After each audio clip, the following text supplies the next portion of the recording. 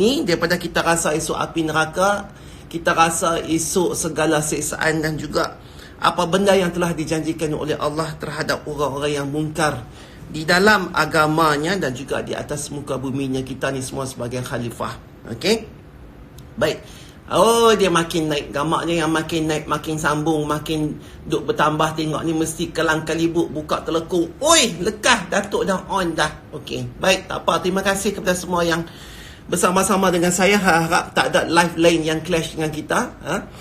Sebab aku dah book siap slot malam ni. Sekejap lagi mereka pun sibuk lah nak buat live juga. Walaupun orang yang tengok tu takat 2-3 ekor saja. Okey, tak payah. Mai sini tengok Astro, apa orang panggil? Oasis pada malam ini. Okey, baik. Jadi yang terpanggilnya aku ni nak buat live malam ni hari ni pasal apa? Aku duk dengar cerita lah. Cerita ni duk dengar pada kemarin dah. Lepas tu aku dah bagilah 2-3 dah sikit. Kena apilah kemarin orang tu apa semua.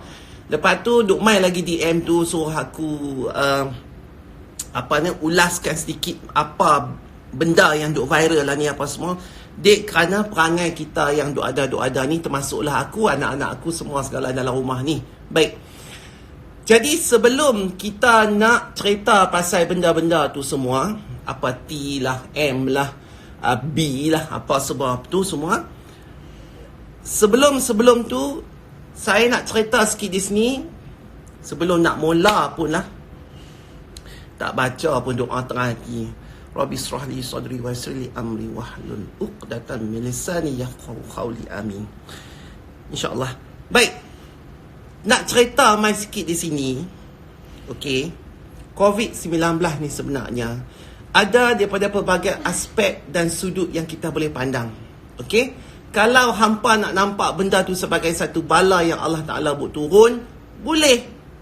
Kalau hampa nak pandang benda tu sebagai satu hikmah yang Allah nak buat turun, boleh. Kalau hampa nak pandang benda tu sebagai satu hikmah dan balak pun boleh.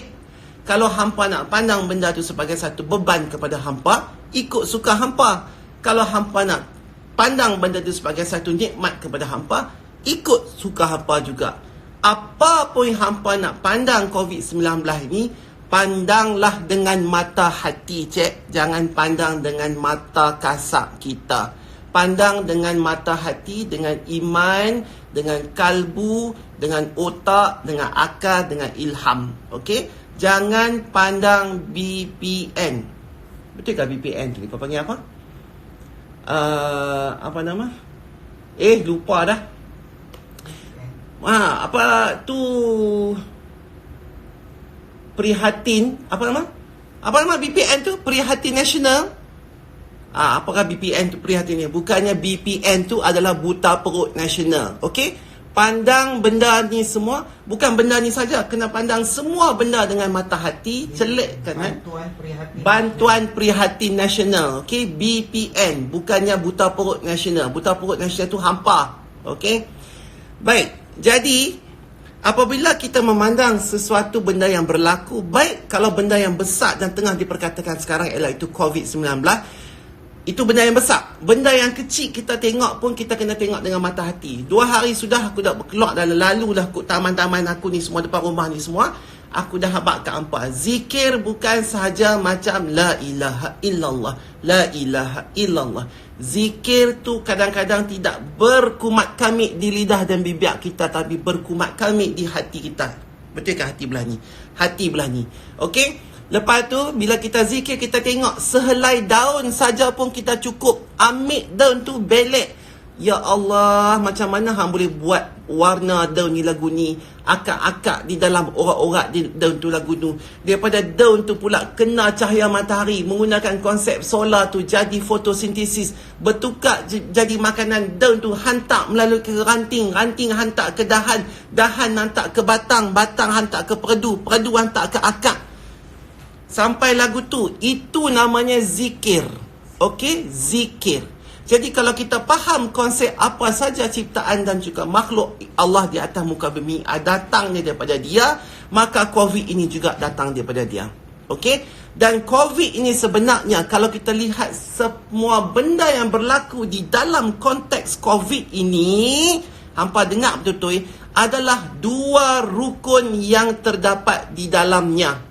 COVID-19 adalah dua rukun yang terdapat di dalamnya. Apa dia? Siapa reti? Apa dia? Yang pertamanya ialah rukun iman. Yang keduanya rukun Islam. Dua-dua rukun yang kita duk belajar daripada kecil. Sekolah tadika tu tak pun masa kita dah besar. Mak bapak kita suruh hafal, sekolah kita suruh hafal, ustaz kita suruh hafal. Benda dua ni adalah benda yang terdapat di dalam COVID ini. Yang pertama di dalam rukun iman, apa dia? Kita kena percaya Allah. Kita ada Tuhan kecil-kecil, tak pun duduk dalam perut lagi pun, mak dah duduk mengaji, dah dengar dah ayat Quran tu. Keluar, pak kita pula bang. Lepas tu kita makan benda-benda yang halal. Mak bapak ajak benda-benda yang elok di dalam agama kita. Percaya kepada Allah. Okey? Percaya kepada Allah. Nombor dua, kita kena percaya kepada malaikat. Nombor satu, Allah. Yang menjadikan COVID ni semua pun Allah. Segala benda yang nampak dekat mata kasar kita, benda yang nampak bawah mikroskop, benda yang tak nampak, itu apa pula? Malaikat. Walaupun dia perbuat pada cahaya, tapi kita tak nampak. Hijab tu Allah tak angkat. Tapi kita kena percaya Allah itu Allah kita. Yang keduanya, anak aku ni duduk tak sengap. Ya Allah, ya Tuhan aku. Tak ada hari lain kan nak pergi main game lagi, Ali. You better go sit down there properly and listen to my whatever I need to say. Orang lain sibuk duk dengar tu ni. Hang ni boleh kelutut keliting pasal sini. Dengar telinga tu. Berapa hari dah duk main benda lah tu. Ram aku sebelah aku kepak dua binatang tu. Okey, nombor satu. Nombor satu ialah kita kena percaya pada Allah. Nombor dua, malaikat. Kita tak nampak macam COVID tu. Kita tak nampak, tapi kita beriman bahawa malaikat tu ada dan ia adalah makhluk Allah. Okey? Makhluk Allah. Yang nombor tiga, kita kena percaya kepada kitab, iaitu Al-Quran. Al-Quran. Kita kena percaya. Di dalam Al-Quran itu ada segala benda-benda kalam Allah yang Allah buat turun. Allah bersembang dengan Nabi Muhammad sallallahu alaihi wasallam. Nabi Muhammad terima wahyu itu, kitabkan di dalam Al-Quran ini, dan kita kena refer. Kita kena refer macam kita duk Google. Inilah Google Islam, iaitu percaya kepada kitab. Lepas dah ada kitab, siapa yang duk baca ni kitab ni kat kita? Siapa yang duk ajak kat kita? Percaya kepada Nabi. Okey? Nabi. Nah, yang tu dah rukun iman yang keberapa dah. Lepas kita percaya kepada Nabi, kita percaya kepada, betul ke? Ada terlepas tak tadi? Takut terlepas saja. Allah, malaikat, kitab, Nabi, hari kiamat. Okey, aku ni terlupa. Betul? Lagi?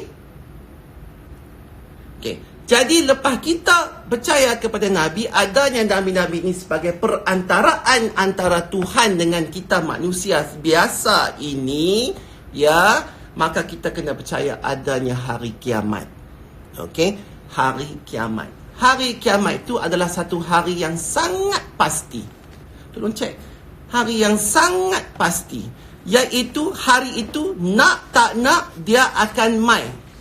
Dan bila dia akan mai, sebelum dia akan mai, Allah tak akan bagi tahu bila jam dia akan mai, bila saat dia akan mai, bila tahun dia akan mai, bila hari dia akan mai, bila minggu dia akan mai. Tak habaq, tetapi Allah akan berikan petunjuk-petunjuk hari itu, dekatnya dia tu di mana. Okey? Dan sudah tentu kita melihat COVID ni sebagai satu ketukkan di pintu. COVID ni dah bagi salam, Assalamualaikum, dia dah dekat dah. Dah bagi salam, Assalamualaikum, dia dah dekat dah. Okey, jadi kita kena tengok benda tu. Yang hampa berebut nak pergi cari semua segala benda lain atas dunia tu, lagi nak buat apa? Lah ni kita dah kena kambuh segala benda tu, pergi cari benda-benda lain yang akan mendekatkan kepada hari kiamat. Itu antaranya rukun Islam dah. Dan kita juga kena percaya rukun iman, dan kita kena percaya kepada qada dan qadar juga. Apa yang saja berlaku di atas dunia ini adalah di atas berlakunya qada dan qadar, sebab penyebab dan ketentuan di atas kitab Lauh Mahfuz. Apabila tinta itu sudah diangkat, maka akan berlaku cerita-cerita yang ini. Dan COVID ini juga sebahagian daripada qada dan qadar, yang kita mau tak mau pun kena benda tu berlaku juga. Faham ke tak? Jadi itulah dia rukun iman. Lepas tu kita berpindah kepada rukun Islam. Pun rukun Islam ini ada di dalam COVID, dan COVID ni ada di dalam rukun Islam. Yang pertama apa? Mengucap. Okey, macam aku baca surah Toha hari tu, aku ini Allah. Aku ini Allah. Kita kena tahu mana kok mana kita kona pun, apa pun kita kona, kita buat apa pun, semuanya kerana Allah Ta'ala. Siapa yang lebih berkuasa? Allah Ta'ala. Macam mula-mula COVID ni sebelum jadi, aku kata iman kena kuat dulu. Jangan hampa ingat kerana benda sanitizer tu dapat menyelamatkan nyawa. Kalau hampa dah basuh, cuci bersih pun, kalau di dalam qada dan qadar itu, ketentuan Allah kata saat itu hang mati kerana jatuh parit, hang mati juga. Faham tak? Jangan ingat sampai lagu tu. Seriau tengok tangan tu macam nak kena penampak. Okey, yang itu adalah kita mengucap. Kita bersaksikan bahawa Allah itu Allah kita. Dan Nabi Muhammad SAW itu pesuruhnya, rasul kita. Okey? Baik, nombor 2, kita sembahyang. Aku dah cerita juga. Allah jadikan COVID ni di musim di mana sama dengan Isra' Mi'raj kita. Di mana ketentuan, di mana Allah tetapkan supaya kita bermulanya solat daripada 50 waktu kejadinya 5 waktu, tapi Allah tetap memberikan pahala itu ibarat 50 waktu di dalam satu hari. Faham? So kita kena solat. Allah dah cipta kita, kita kena pi dekat dia, kita kena jumpa kat dia, kita kena syukur kat dia, kita kena habaq kat dia bahawa kita ini beriman dengan Allah yang menjadikan kita. Faham? COVID tu ada kena mengena. Kalau hampa tak semayang selama ni, hampa pilah semayang. Pasal benda tu yang kena buat. Sebab ini adalah antara benteng-benteng untuk kita menolak bala, untuk menjaga kita. Setakat yang kita mampu, selagi Allah tak cabut nyawa kita, selagi Allah tak jadikan kiamat tersebut. Faham tak? Lepas tu kita kena puasa. Pasal apa kita kena puasa? Pasal untuk kita mengenangkan nasib-nasib orang yang tidak berapa baik macam kita ini, yang sehari sekali makan sampai 10 kali. Makan tak makan di rumah dah, makan di luar, makan di restoran, habis situ, sak situ, pagi, tengah hari, petang, malam, habis malam, siapa pula berjumpa pula, keluar tu, makan, pi, hunggah, minum sana sini semua. Orang yang tak ada duit, orang yang miskin, orang yang papa, orang yang fakir, hampa lupa.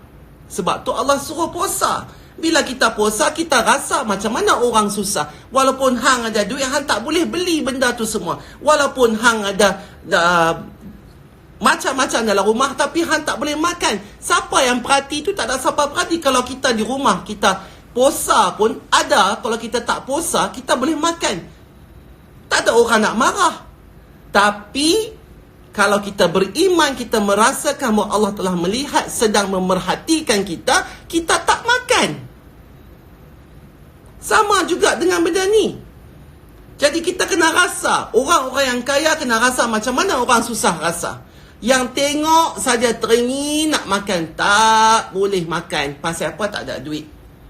Bukan salah mereka tak ada duit. Memang Allah jadikan mereka itu sebagai sebegini-sebegini. Sebab ada ujian untuk orang-orang miskin dan ada ujian untuk orang-orang kaya. Jangan bila kita masa kita kaya, kita tak ingat dekat orang. Bila Allah sentap sikit, rentap sikit nikmat tu, kita mula menggelupur seolah-olah bahawa kita sudah tidak percaya bahawa Allah itu wujud, dan kita bergantung kepada satu kerajaan untuk meminta bantuan. Tak boleh. Cek. Kerajaan itu adalah asbab semata-mata. Bukannya kerajaan itu Allah. Kerajaan Allah itu di atas, di langit ketujuh, bersemayam di atas arash, memerhatikan gelagat hamba-hambanya. Apa gelagat kita lah ni? Habak maisat, apa gelagat hampa? Hampa jangan buat kartun lah di sini.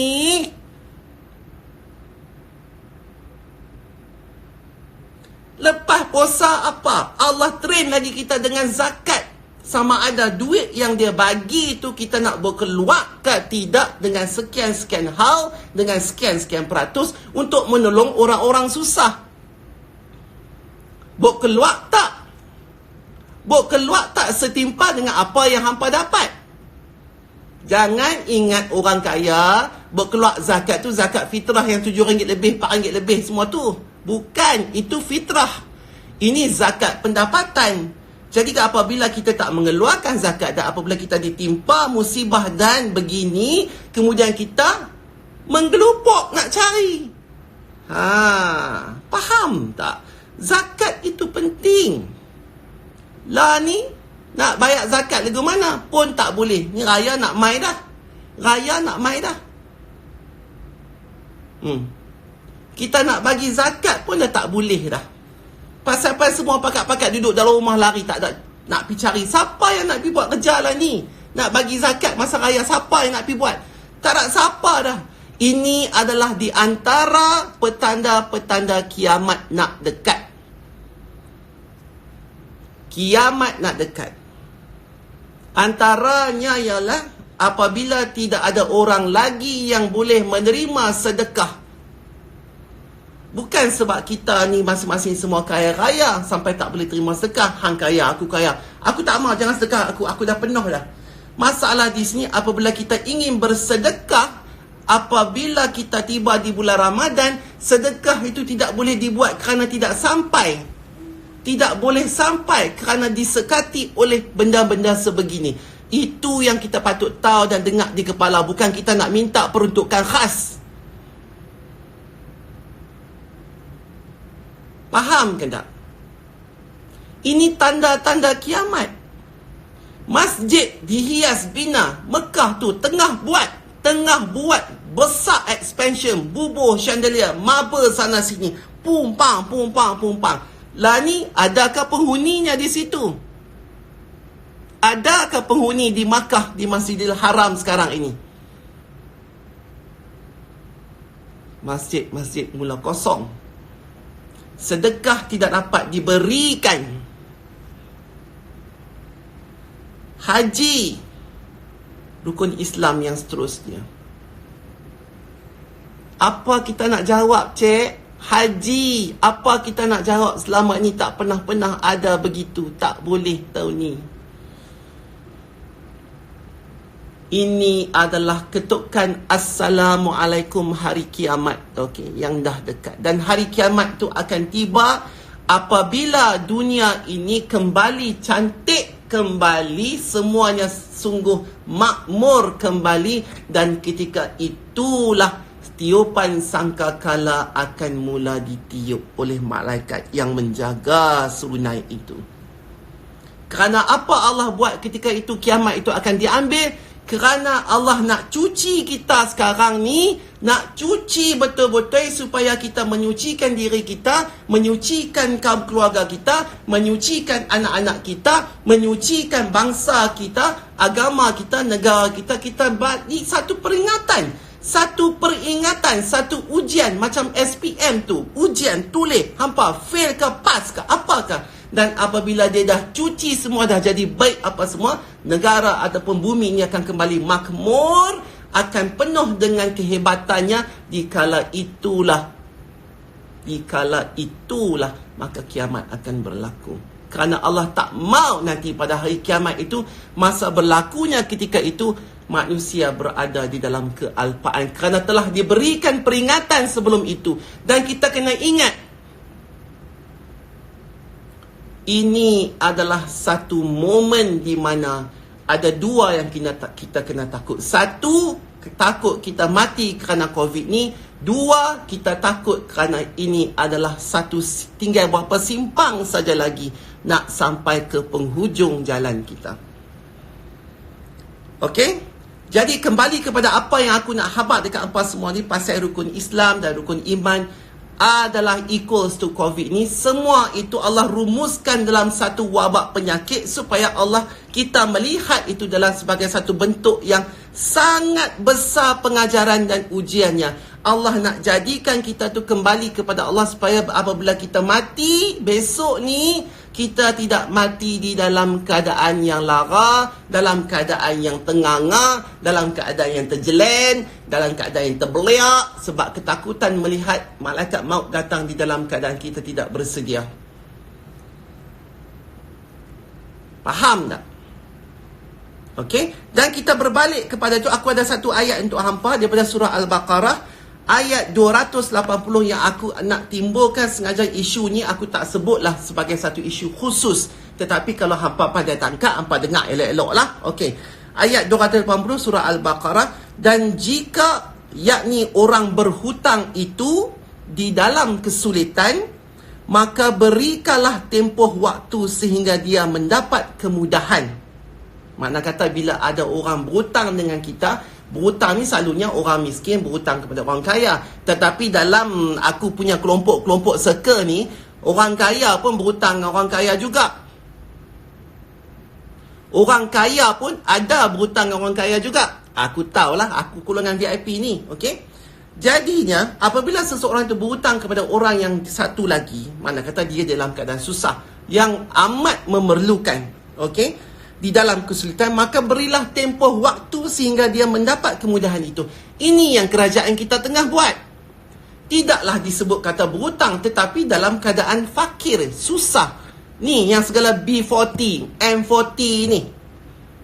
Mereka ini memerlukan kerana mempunyai tanggungjawab, tetapi income yang masuk itu tidak sesuai dengan tanggungjawab yang ada. Dan apabila T40 ni juga sibuk nak jugalah satu peruntukan bagi mereka, siapa suruh hampa hantar anak pergi sekolah international? Siapa suruh hampa pergi naik Mount Everest ski apa semua bawa beg Chanel? Siapa suruh hampa susun kereta tu semua? Kalau nak tahu, orang yang paling kaya sebenarnya atas dunia ni adalah orang yang tidak mempunyai hutang. Orang tu yang sebenarnya bukan T40, itu adalah OTT 40, over the top 40. Orang tu yang tak payah masalah ada fikir. Bila kita tidak hidup ni, tidak ada hutang dan kita berkehidupan sederhana, jadi benda-benda macam ni kita tak ada masalah. Sebab apa kita tak ada masalah? Yang pasal apa kita nak masalah? Sebab kita takut duit tu tak cukup. Betul tak? Kita takut bahawa semua ni, apa segala benda yang kita buat hari-hari, kita celak mata, apa benda yang kita sign kat cek tu, apa benda yang kita bagi dekat orang, apa semua tu adalah milik kita. Sebab tu kita takut, bukan milik Allah. Kita tak sedar bahawa kita mangkit tu semua Allah bagi rezeki, hidup panjang. Orang tu confirm projek sana, orang tu singgah beli nasi lemak semua. Yang tu semua adalah rezeki yang Allah gerakkan pada setiap umat dan hambanya ini supaya berlakunya ekonomi di antara kita. Jadi kita tak boleh nak tuduh mana-mana pihak ni. Aku bukan saja mengata dekat T40, tapi aku mengata juga dekat M40, aku mengata juga dekat B40. Semua tu. BB40 pun dah hampa tahu susah lagu tu. Yang hampa gatai tak menikah 2-3 tu pasal apa? Pasal apa? Habak mai. Bila hampa dah menikah 2-3, susah lah. Kesianlah dekat anak bini. Dia ni tak boleh bagi pelajaran penuh. Bini tak boleh bagi segala duit market yang elok. Rumah tangga berkecai. Yang sedap, hang. Itu salah satu contohnya sahaja. Okey? Jadi, berbalik kepada ayat itu tadi, maka berikanlah tempoh waktu sehingga dia mendapat kemudahan. Jadi, kerajaan tengah buat benda ini. Kerajaan tengah buat benda ini, memberikan hutang dahulu, ataupun dalam konteks ini prihatin. Apa tadi? Badan Prihatin Malaysia? Nasional? Badan Prihatin Nasional. Prihatin itulah yang kerajaan buat untuk orang-orang yang di bawah ini, memberikan kemudahan kepada mereka. Jadi, lepas tu, dan jika kamu menyedekahkannya, itu lebih baik bagimu. Ini yang kerajaan tengah buat. Kerajaan tengah sedekah balik. Kerajaan dah kutip segala teks kat kita, dah kutip segala tol kat kita, dah kutip segala itu, ini, ni, cukai sana, cukai sini. Lepas tu duit tu, inilah yang digunakan untuk memberi pulangan kembali kepada B40 dan M40 yang mana memerlukan. Dan jika kamu menyedekahkannya, itu lebih baik bagimu. Dan jika kamu itu lebih mengetahui akan nikmatnya apabila orang itu memerlukan duit daripada kita, berhutang dengan kita. Orang tu mesti malu punya, cik. Kalau siapa-siapa nak berhutang, tak tahu nak letak muka kat mana kalau nak berhutang tu, kan? Tambah-tambah lagi kalau orang kaya yang berhutang. Jadi kalau kita menyedekahkan dan kita menghalalkan hutang itu adalah lebih baik. Han tak maukah? Allah sebut dalam Al-Quran surah Al-Baqarah ayat 280, kalau kita menyedekahkan dan menghalalkan hutang itu lebih baik bagi diri kamu jika kamu mengetahui. Apa ganjaran Allah tunjuk nak bagi kat kita? Wallahu alam, Allah tak sebut, tapi Allah sebut jika kamu mengetahui. Kita dah tolong dia keluar daripada jalan kesusahan dia. Lepas tu kita sedekah pula rezeki yang kita dapat tu, kita minta bagi tolong dia, kita sedekah pula. Allahu Akbar. Yang tu pahala tak usah kira lah. Allah kata jika kamu mengetahui. Jadi kalau kita ni jadi lanun nak pi korek balik orang susah punya duit tu, apakah hanya? Tak sah lah kita cari pasal. Mai pun dulu daripada keluarga susah. Lepas tu hampa dah bila orang susah ni beli barang hampa tak ingat ke diri. Lepas tu bila hampa senang, hampa nak tendang balik depa ni. Banyak hampa macam cantik. Depa ni semua sanggup bergolok bergadai, simpan duit shilling, simpan duit celah sarontek, simpan sebelah sini. Punya yang nak beli, tolong kita ni semua. Kita tu termasuk akulah. Jual segala tudung, beg, apa semua, trepek, apa semua. Ni semua orang yang tolong aku ni lah. Jadi aku terima kasih dekat hampa semua. Kerana hampa aku boleh duduk dalam rumah ini. Kerana hampa aku ada aircon. Kerana hampa aku boleh ada selesa. Tetapi kesemuanya ini juga Allah Ta'ala yang juga lorongkan, menjadikan rezeki kepada aku. Jadi aku bersyukur, Alhamdulillah. Dan aku teringat hari-hari macam manalah mereka keadaan mereka ni kadang-kadang kesian. Okey? Faham tak? Lepas tu aku ada satu lagi hadis kursi aku nak bincang dengan hampa.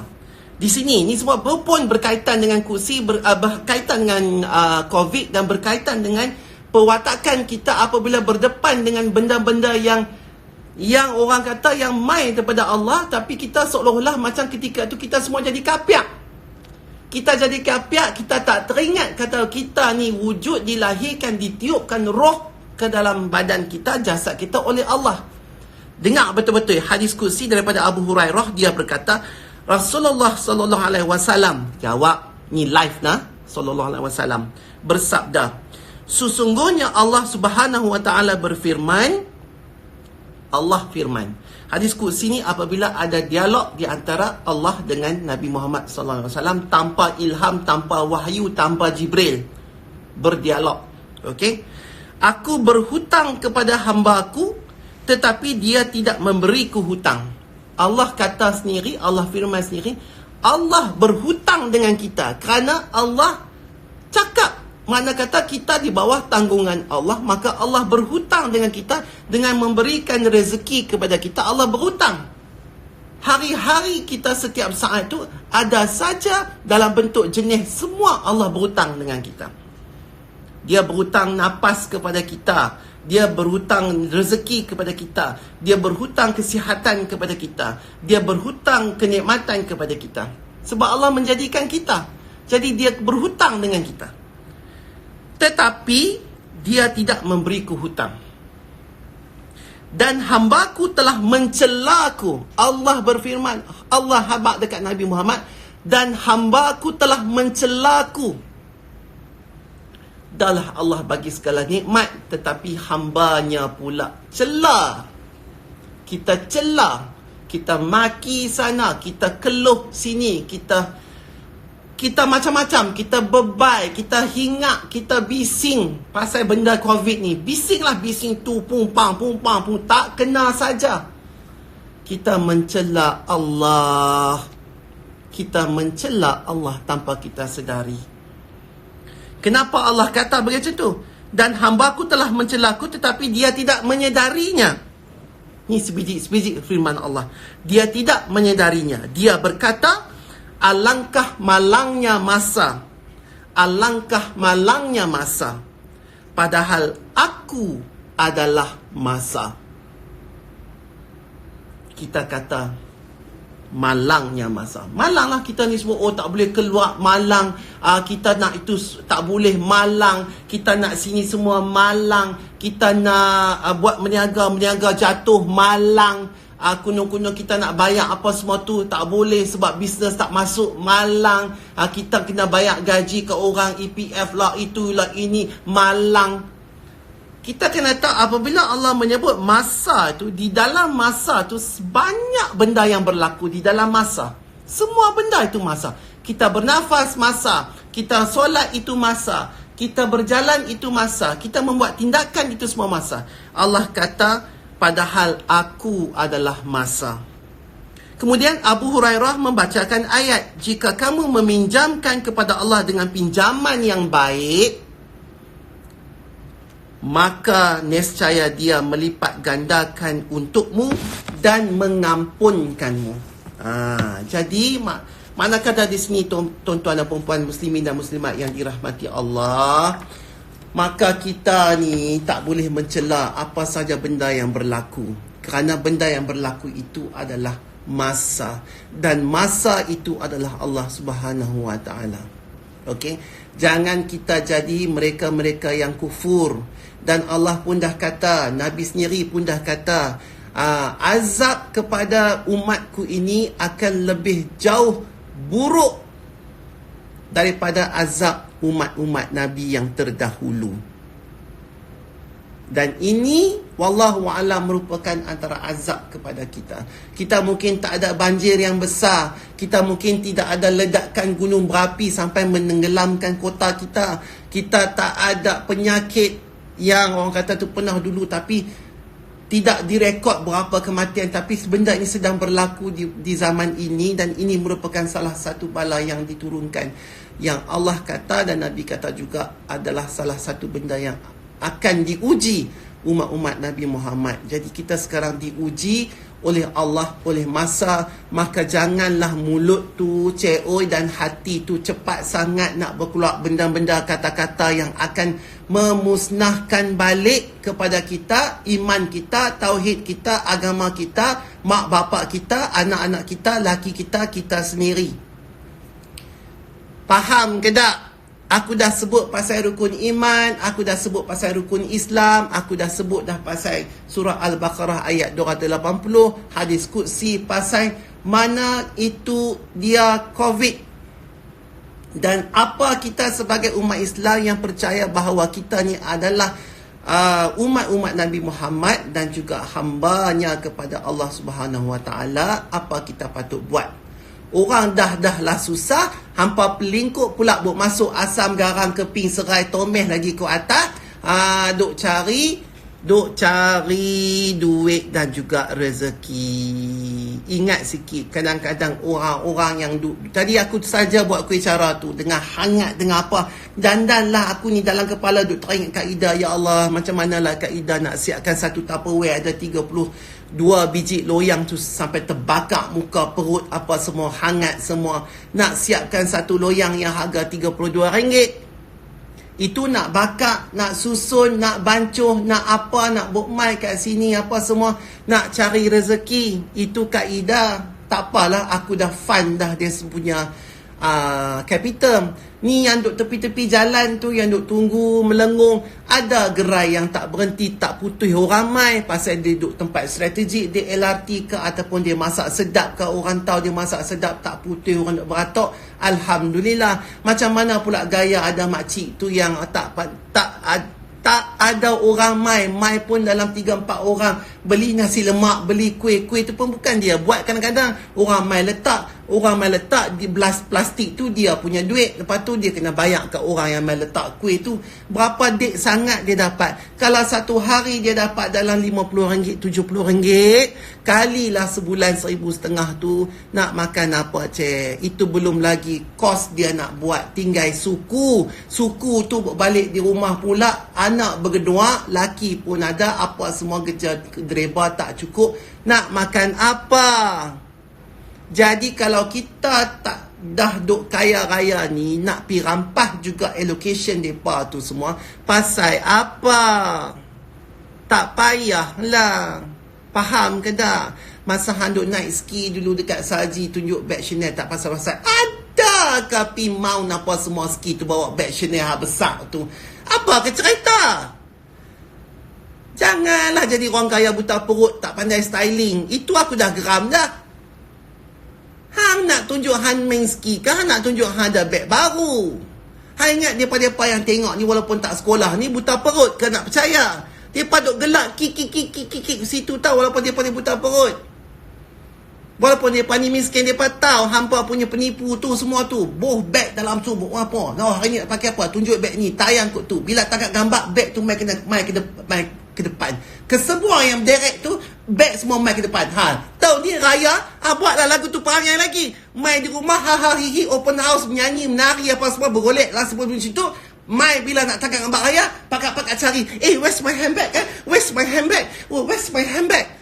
Tak tangkap gambar ayah, pergi pegang handbag buat apa, bahlol?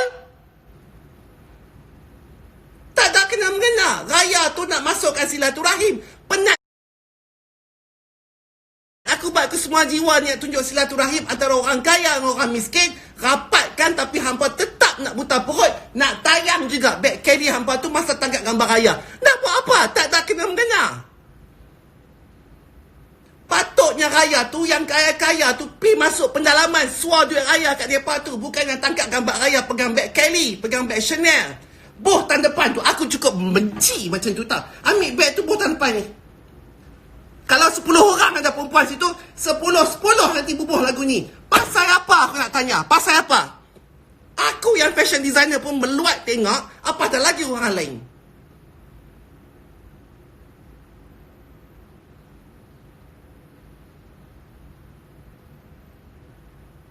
Gila, benda ni kita stop. Raya tahun ni, hampa buatlah lagi perangai tu. Hampa dah tak boleh buat. Pasal hampa apa semua tak boleh berjalan pindah.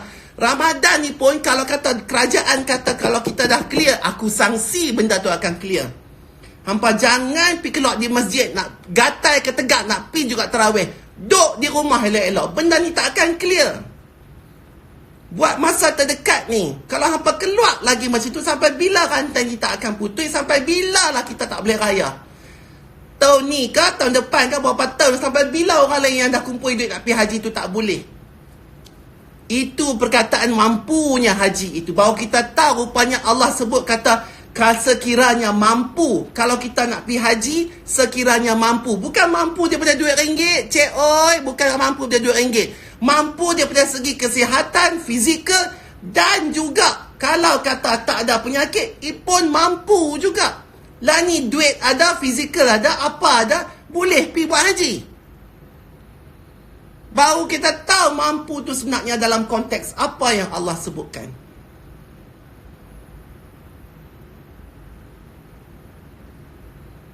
Aku nampak raya lagi tahun ni hampa semua pakai berderet pegang helmet ambil raya, aku dipergi penampak sekali. Buta perut. Raya tu konten dia lain. Tak pakai nak menayang masing-masing.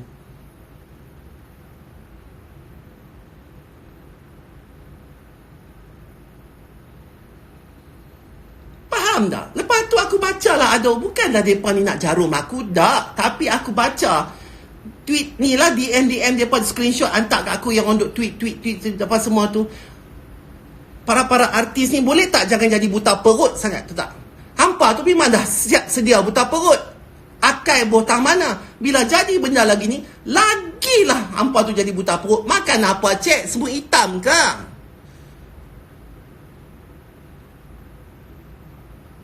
Nyanyi tak sampai berapa tahun simpan kereta apa semua. Nak buat apa kereta tu? Dulu tak ingat ke hampa duduk flat? Tak ingat ke main mana-mana dulu ni? Dengan berjelaga apa semua.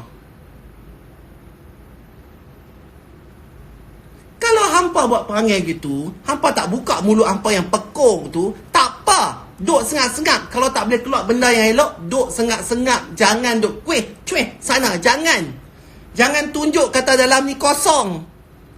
Bising saja sebenarnya. Jangan duk diam.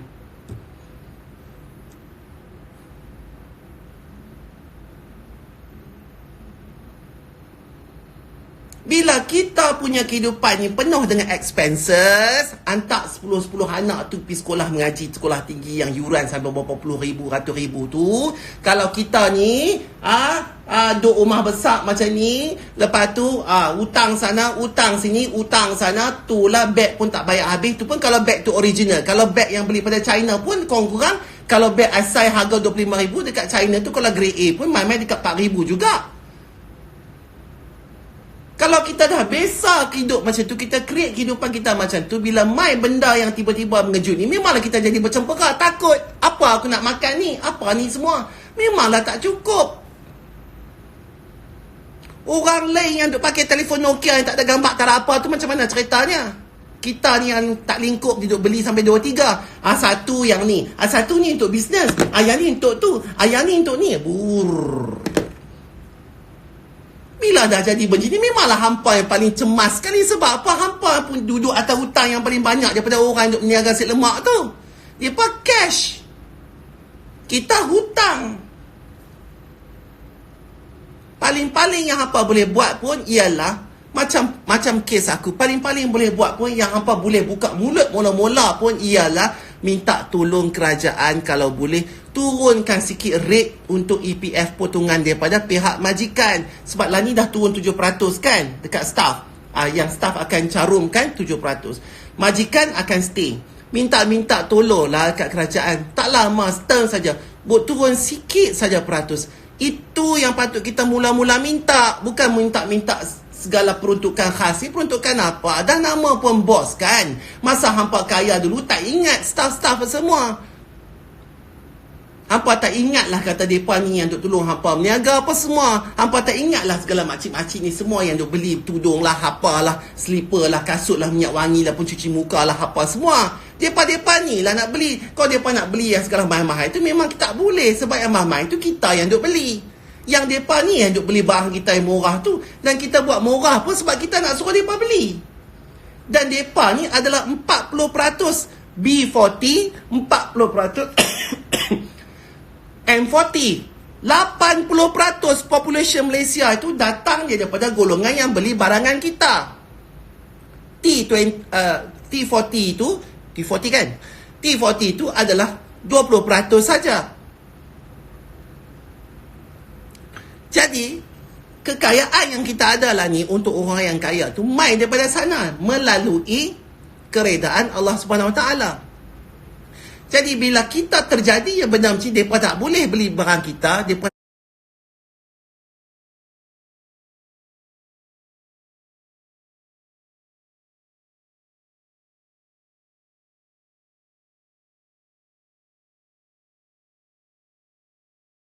mau, mereka pun teringin. Tapi adakah mereka keluar kata, oh gini. Gini. Mereka tak kata pun.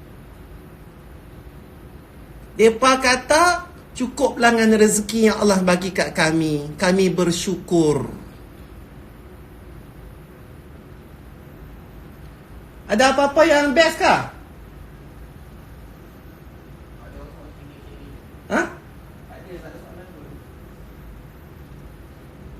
Faham tak?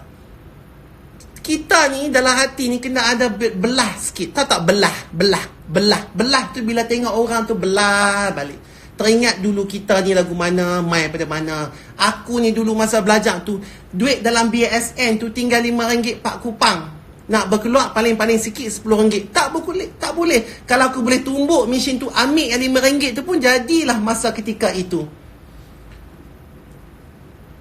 Bila Allah dah bagi rezeki, kita kena syukur. Kita kena ingat dekat orang yang ketika ini, masa ini di dalam tempat kita dahulu.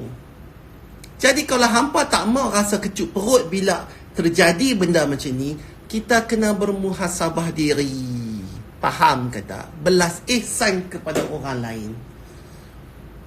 Jangan kita duk tokok tambah benda-benda tu. Jangan kita duk tanya awal lagi kot. Apa tadi yang kita nak cakap tu dah hambak main, saya takut saya lupa. Awal yang duk jauh sangat. Apa yang tadi poin-poinnya? Baru 14 hari kot.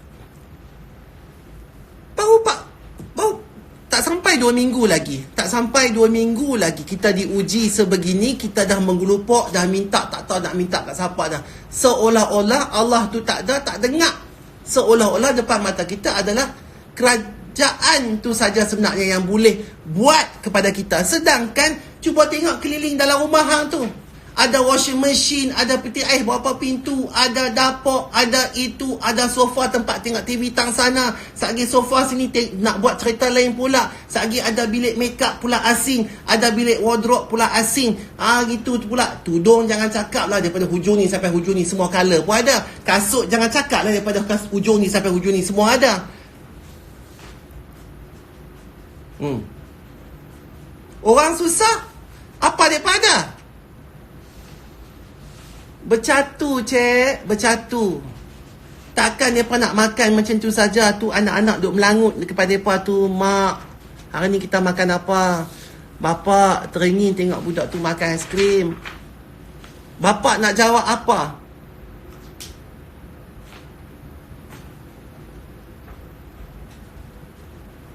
Macam itulah juga aku maki semua ni anak-anak aku ni. Kena ingat, inilah masa dia.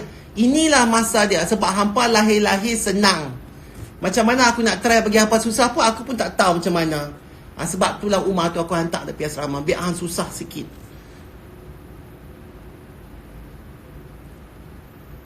Betul tak? Bercatu, cik. Bercatu. Tapi aku nak buat macam mana? Takkan aku nak tolak rezeki Allah bagi. Macam aku cakap tadi. Yang aku punya tisha tu pun tak hadam lagi dalam perut. Dah lepas tu, dah tak hadam lagi, tak lepas lagi kat lubang bawah tu. Dia pun buat mai dah. Bukan kata aku yang tunjuk tu, kata aku ni kaya apa semua, tak. Aku tunjuk itu rezeki. Contoh dia. Tudung kalau daripada Johor, kalau diikat boleh sampai ke Perlis. Tudung saja. Ni tudung mereka tu adalah 3 line. Pakai yang ni, basuh satu, satu lagi kau nak pergi makan kenduri. Kering ni pakai ni, basuh yang tu. Basuh yang ni, yang kering tu pakai pula macam ni. Tu pun herot, pakai pun RM10 saja. Apa nak cerita sekarang ni? Baiklah, ni kita dah nak sampai sejam dah kawan. Aku nak tanya hampa. Lepas ni kita akan buat satu lagi session di mana mungkin aku boleh baca dan kita akan sembang dengan betul. Ataupun kalau aku tak larat, mungkin aku tak buat. Tapi apa rasa macam mana? Hampa mau lagi ke lepas ni tak cukup ke? Lagu mana ke? Sebab kita ada beberapa minit saja lagi. Okey, sebab aku pun tak puas hati sebab tak apa nak boleh baca ni semua ni. Okey, Jad, apa good tu mau ke tak mau? Tak good, tak ada komen, tak ada apa, semua good. Topik KWSP. Okey. Okey, jadi kalau kita nak pergi dengan selebihnya, tolong tosh kita hangat. Kita nak pergi selebihnya, insya-Allah kita akan sambung lepas ni, okey? Jadi terima kasih. Kita sambung sat lagi kemudian, mungkin lepas ni tak orang nak masuk tak banyak pun aku tak kisahlah. Janji aku dah lepas dah segala apa dalam dada tu pun tak lepas penuh lagi. Semua nak lepas. Jadi aku ni pun duduk dalam dah buat bisnes 30 tahun. Hidup 49 tahun. Baru first time ni lah. Second time lah Allah nak uji. Tapi ini yang Allah tidak uji kepada aku, tapi uji kepada keseluruhannya, amnya. Maka aku rasa macam Allah, hai, selama-lama aku hidup adalah diuji 2-3 kali. Tapi janganlah kita macam lagi 49, kalau dia uji, kalau aku kumpul-kumpul dia uji pun tak sampai setahun masa yang diuji kepada aku. Lebih 48,5 tahun tu punya aku duduk seronok apa semua dengan maghrib pagi, sihat apa semua. Ini pi sana, pi sini, pi market, beli sana, pi London, pi Paris. Masa tu gedebuk-gedebuk seronok tak ingat. Masa itu pun ingat. Kita kena ingat dia selalu. Walaupun kita dalam seronok, dalam susah. Dalam seronok lagilah hampa kena ingat. Susah tu memang automatically. Seronok ni kita kadang-kadang kita senang lupa. Yang keseronokan itu sometimes benda tu boleh menjadi kesukaran. Tapi kita kena ingat. Macam aku ni tak boleh pergi ke mana. Tapi tak apalah, tak bising pun. Tak adalah kata nak riau sana sini-sini. Sebab kita dah buat plan. Kita dah buat plan. Kita dah tawakal. Kita dah apa. Lepas tu kita berserah kepada dia. apa nak jadikah, apakah nak matikah, siapakah nak berlingkupkah, apalah. Kita sebab itu ada senjata yang Allah bagi, iaitu doa. Bila kita ada senjata iaitu doa, kita yakin Allah akan menolong kita. Iman kita perfect. Faham ke tak? Okey? Baik, kita akan jumpa. Mungkin Cik akan break 5 minit lah kot, sebab hangat berpeluh ni. Okey? Baik, Assalamualaikum. Kita jumpa sebentar.